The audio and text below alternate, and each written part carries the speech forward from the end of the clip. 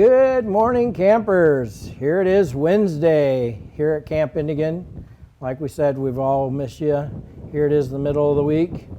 And today we're getting ready to have Scott give another lesson to you. So I'm going to turn it over to Scott. And here he is. Good morning, everyone. As we're doing this theme this week on the topic of faith, we're looking at the three letters in faith. Monday, we talked about the F in faith, that is our family, spiritual family and physical family. And then yesterday, Tom talked about the A in faith, which is attitude.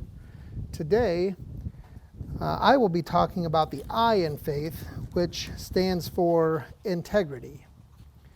Integrity.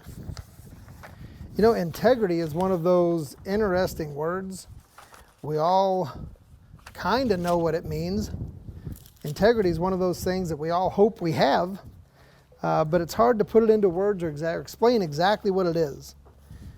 What is integrity? Integrity is defined as the quality of being honest and having strong moral principles. Moral uprightness. The quality of being honest and having strong moral principles or being morally upright. Well, you may be thinking, well, that's great. But what's that have to do with faith? Individuals who live faithfully are men and women of integrity. That is to say, they are honest and they are upright individuals of high moral character. And looking at faithful individuals of high moral character, for the purpose of today's lesson, we're going to consider the Apostle Paul. Now, when I look at all the characters mentioned in the Bible, there are so many to choose from who would be considered men or women of integrity, those who are honest and have high moral character. But the Apostle Paul is the one that really comes to mind to me. When we consider where he came from, and we all know his story. He was once known as Saul of Tarsus. We know how he once persecuted the church. He oversaw the killing and murders of Christians. We read in Acts chapter 7 and 8 where he was there at the stoning of Stephen, where Paul was ravaging the church. He was throwing men and women into prison. He was a terror where the church was concerned. But then in chapter 9, we read about Saul of Tarsus having an encounter with Jesus as he was on his way to Damascus to torment the church further. Saul became referred to as Paul for the remainder of his life after he was converted. He was told what he was doing wrong. Jesus said, "Why are you persecuting me?" And he said, "Who are you, Lord?" He said, "It's Jesus, who you persecute." Paul went in, he met up with a man named Ananias. We read in chapter 9 of Acts. Ananias baptized him, had his sins washed away, began walking as a Christian. You know, I find it very ironic that when we look at the life of Paul, he was called upon to endure the very punishment that he himself had been inflicting on the church. He was persecuted, he was imprisoned. It was a tough life for Paul, but he was such a man of integrity, a man of such honest character, and he walked morally upright. This man who had started out persecuting the church went on to become arguably one of the greatest evangelists the world has ever known. I want to do a little bit of reading about Paul and some of the things that he had to endure, showing the kind of man that he was, this man of integrity. Beginning in, if you want to open your Bibles, 2 Corinthians chapter 11. To give you just a little background about this, 2 Corinthians chapter 11, Paul is writing to the church in Corinth, and they had been entertaining and being taught by these false apostles, people who are claiming to be apostles, yet were false teachers. Paul, in chapter 12, refers to them sarcastically as super apostles. He uses sarcasm a couple of times in these two chapters, 11 and 12, and I find it interesting reading. But he says these super apostles. When we look at what he was doing, he's writing this letter to them because these super apostles were bragging about all the things that they had to endure. These false teachers, they say, yes, we're apostles, we've had to suffer this and endure this and put up with that, all for the cause of Christ. And these Corinthian Christians were falling for this line that they were giving them. Paul writes this letter and says, it is foolish for someone to brag about their own works or what they've done. But if that's what you're listening to, all of these made up things that they say that they endure, and that's what impresses you and gets your attention so you listen to them, well, as foolish as it is, I'm going to go ahead and give you the list of things that I've had to endure, and these are not lies. These are the things that I've actually done as a true apostle for Christ. So let's begin reading here in 2 Corinthians chapter 11, verse 18. Says, since many boast or brag according to the flesh or the things that they've done, I will boast too. Verse 19, for you gladly bear with fools, being wise yourselves. There's more sarcasm. You're so wise that you listen to what these fools say. Verse 20 says, for you bear it or endure it. If someone makes slaves of you, or devours you, or take advantage of you, or puts on airs, or strikes you in the face. Again, sarcasm in verse 21. He says, to my shame, I must say, we were too weak for that. We were too weak to lie to you and be foolish and to put on these false airs. Full of sarcasm. The second half of verse 21 says, but whatever anyone else dares to boast of, I am speaking as a fool. I also dare to boast of that. Remember, Paul says this is foolish. I shouldn't be bragging about the things that I've done, but if this is what it takes to get your attention, if this is the stuff that you're listening to, then I'll give you my pedigree also. Here's what I've done. Verse 22, Paul says, are they Hebrews? So am I. Are they Israelites? So am I. Are they offspring of Abraham? So am I. Are they servants of Christ? I am a better one.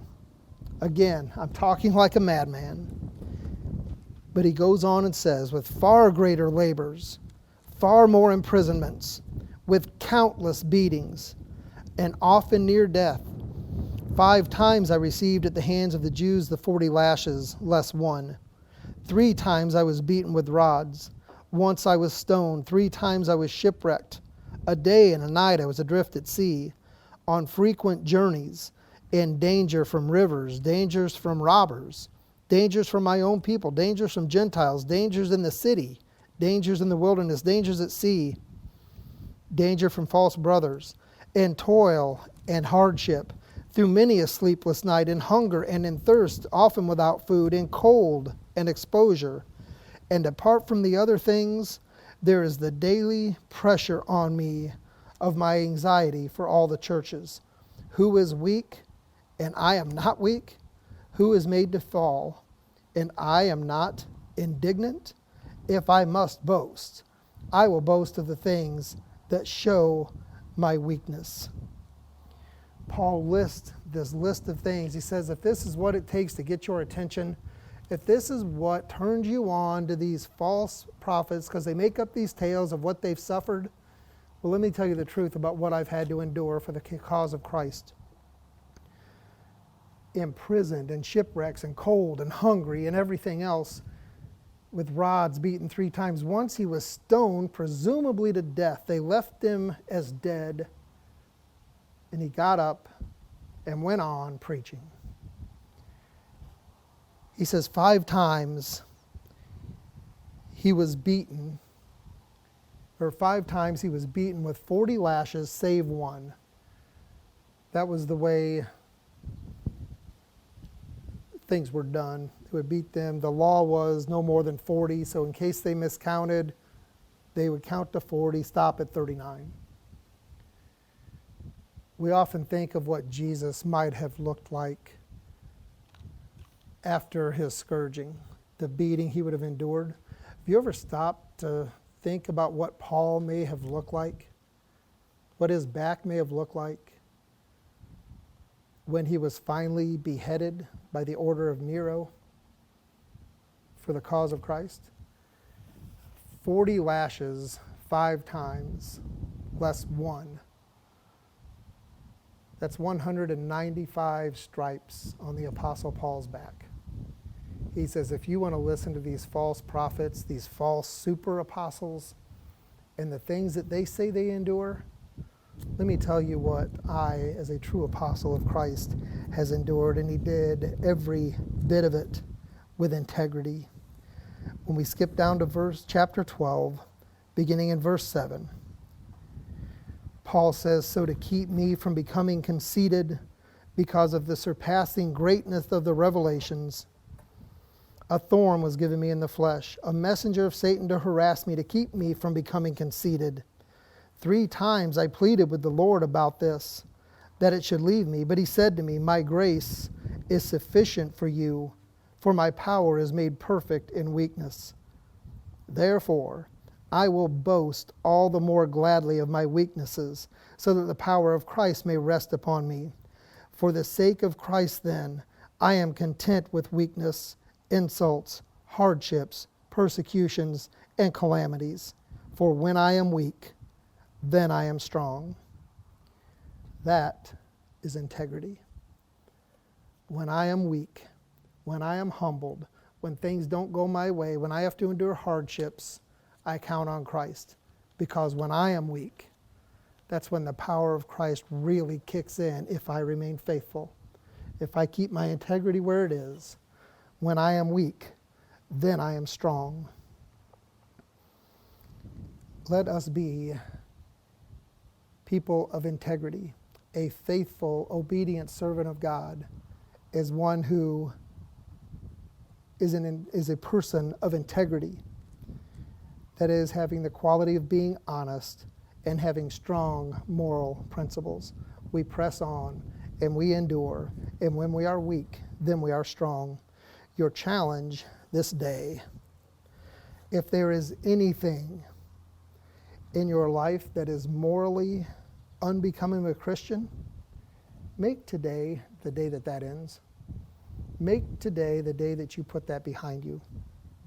If in some way you are living a lie about who you are and what you practice, make today the day that ends. Today, step up and become that person of integrity. Whatever little things in your life may be corrected, make today the day those are corrected. If you desire to grow in faith, strive to be an individual of integrity. A faithful person must be honest and of high moral character, a man or woman of integrity. Thank you guys for listening to these. I hope these are beneficial. I miss you guys. I wish so badly that we could be together. We will talk to you soon, and until next time, stay safe, stay happy, stay faithful.